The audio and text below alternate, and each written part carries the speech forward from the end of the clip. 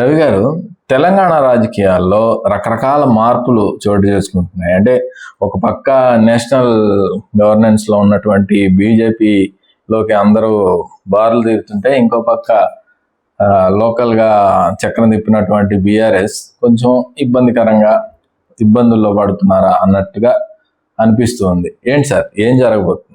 అంటే మీరు అన్నట్టు బీఆర్ఎస్ 10 ఏళ్ళు చక్రం తిప్పిన మాట నిజమే. వాళ్ళు ఓటమి తర్వాత నెమ్మదిగా అంతర్గతంగా అనేక సమస్యలు రావటం, అందులో కూడా వరుసగా కవిత వర్సెస్ కేటీఆర్ అన్న పద్ధతిలో రావటం, రేవంత్ రెడ్డి ప్రభుత్వం పిసి ఘోష్ కమిషన్ వేసి ఆ మేడిగడ్డ రిజర్వాయర్ కుంగుబాటు దాని మీద కేసీఆర్ఏ దానికి కారణమని వాళ్ళొక నివేదిక వాతావరణం శాసనసభలో చర్చిస్తామంటున్నారు. బీసీ రిజర్వేషన్ల అంశం, ఇవన్నీ అనేక విధాలుగా తెలంగాణ రాజకీయాలు చాలా తీవ్రంగానే నడుస్తున్నాయి.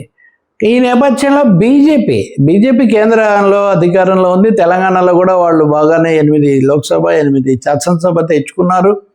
వచ్చేసారి మేమే అధికారంలో వస్తామని చాలా చెప్తూ వచ్చారు. ఈ మధ్య కొంచెం అధ్యక్షుడేనిగా దీనికోసం తటపటాయింపు అట్లా ఉన్నప్పటికీ కూడా ఈ నేపథ్యంలో స్వయంగా కవిత వచ్చి మా పార్టీని బీజేపీలో విలీనం చేయడానికి ప్రతిపాదన చేస్తున్నారని, దాదాపు పరోక్షంగా అన్నయ్య మీద లేదా దయ్యాలు ఉన్నాయి మా పార్టీలో, ఇలాంటి ఆరోపణలని చేశాను. అందుకే ఇప్పుడు నాకు ఆహ్వానం కూడా లేదని ఎవరు ఆమెను సర్దుబాటు చేసి మళ్ళీ ఆ పద్ధతులు ఎవరు బహిరంగంగా అయితే వ్యవహరించలేదు. అసలు అంటే బీఆర్ఎస్ కల్చర్ లో అది లేదు. అది కేసీఆర్ వాస్తవానికి బనకచెర్ల ప్రాజెక్ట్ ఆ కార్డు తీసుకొని మళ్ళీ ఒకసారి ఆంధ్ర తెలంగాణ అంశంతో దీని మీద ముందుకు పోదాం అన్న వ్యూహం ఆయన తీసుకున్నారు. కానీ రేవంత్ ఇటువైపు దూకుడు పెంచుతూ దాన్ని ఎదుర్కోవడం ఇక్కడ ప్రధానమైంది. ఏం జరుగుతుంది, ఎవరిమైనా అరెస్ట్ కావడానికి సిద్ధంగా ఉండాలని కూడా ఆయన చెప్పేశాడు. ఈ పరిస్థితుల్లో బండి సంజయ్ కేంద్ర మంత్రి, గతంలో అధ్యక్షుడు, బాగా పార్టీని ఇది పెంచిన వాడు కదా, ఆయనను నిన్న ఈ ఫోన్ ట్యాపింగ్ కేసులో విచారించారు. ఆ కమిషన్ ముందుకు విచారించడం అంటే ఆ వాంగ్మూలం.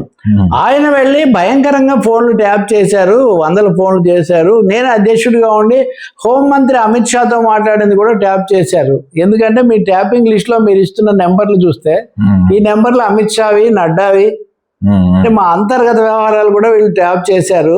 అలాగే వ్యాపారవేత్తలను కూడా ట్యాప్ చేసి వాళ్ళ దగ్గర నుంచి తీసుకున్నారు. ఇలాంటి తీవ్రమైన ఆరోపణలు చేసి ఈ కేసు సిబిఐకి అప్పగించాలి.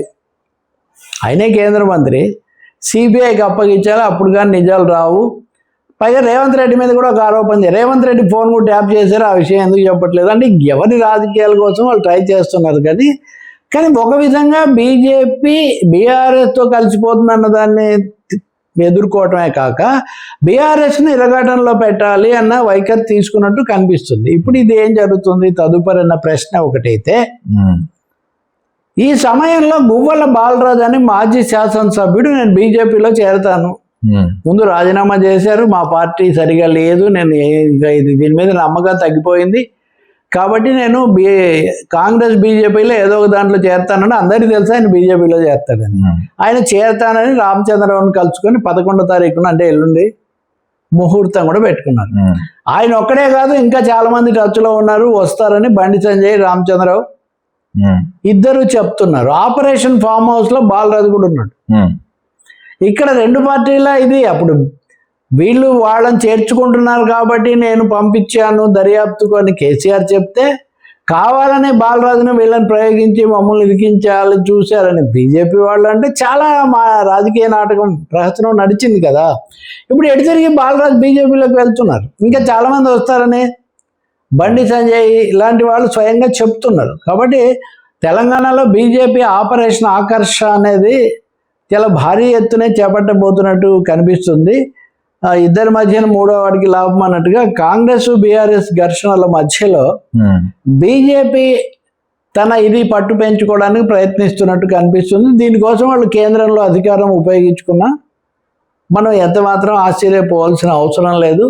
అంటే ఇంకా దాదాపు 3.5-4 సంవత్సరాలు ఉంది కదా సార్.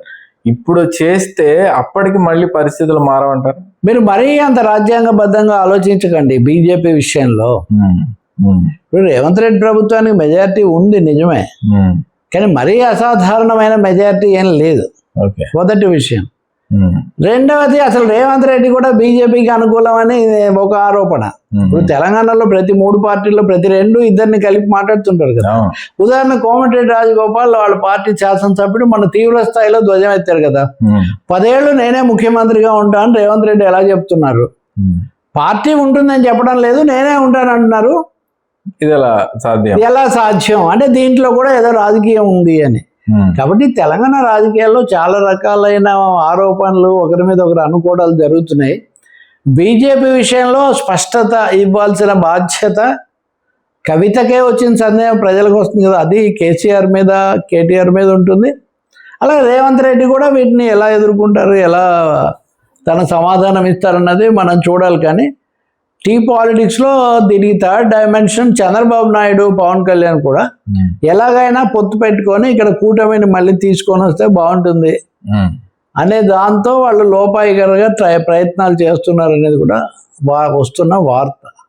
మనం వాచ్ చేయాలి. మధ్యలో బీజేపీ పాగా వేస్తే మీరు అన్న చక్రం అటు తిప్పినా ఇటు తిప్పినా అసలు చక్రం మారిపోతుంది. రైట్ రాయ్ గారు.